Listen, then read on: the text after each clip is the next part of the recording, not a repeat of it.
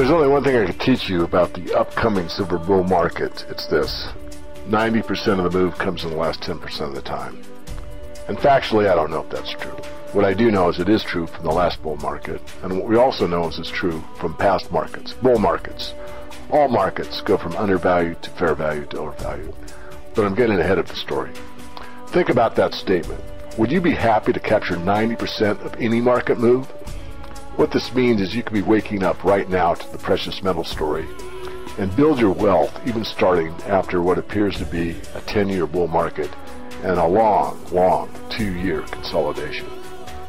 What if the entire precious metals market that averages 17 years is about 12 years into the cycle, with 5 years to go, and perhaps the last year making perhaps 90% of that move? That's a full 4 years from now. If the last year or so of this market is the most explosive and gold explodes, are you ready to take those gains? And if you were, how would you feel at the end of that year? Now, is the market really going to make the major move in the last year? Probably not. However, the more you know about the facts, the better you're able to prepare yourselves for what's coming. Take a look at the past. Look at the housing bubble. The most excitement, largest gains happened going into the top. And then a few months later, after the move peaked, houses dropped. Think about the technology bubble. How about the Japanese stock bubble? Or any other market? This is simply market behavior. However, this time it's different. Why? Certainly we've heard that statement before, and it's almost always proven to be wrong. But it's different this time because it's not being a smart real estate investor or understanding technology is the best sector to be in, or understanding the growth cycle, that the Japanese have something over the Americans or any other market. This one's going to be different because it's for one reason and one reason alone, and it's a word I seldom use, and that's fear.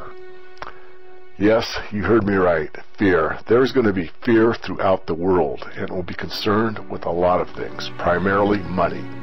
Money for retirement, or your pension, or your employer, or the government. Concern of the dollar, or the euro, or the yen, or any government script or currency will not be worth tomorrow what it is today. Worried that the system is truly cracking up and the plans you made based on solid evidence a decade ago are now invalid, and you need to take action yourself.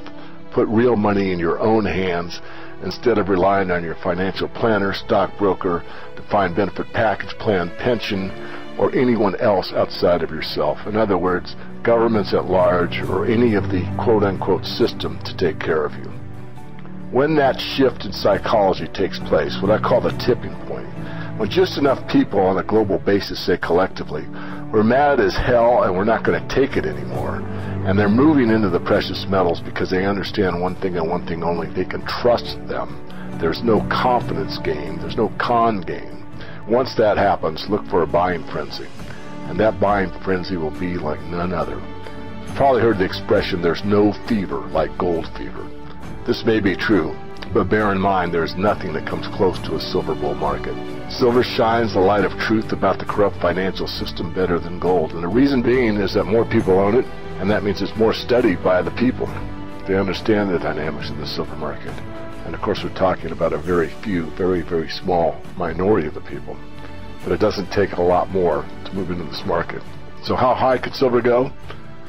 As we brace ourselves for the final chapter in the US dollar as the reserve currency of the world, let's take a look at history.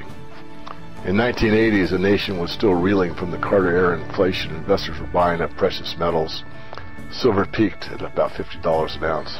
Adjusted for inflation using CPI numbers, that's about $143 today. There's still an opportunity in the market, even at $30 silver. Why? Because if I'm correct, the majority of the move lies ahead.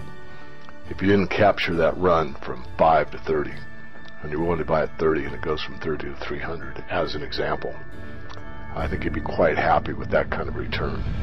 Buy real, get real, be real.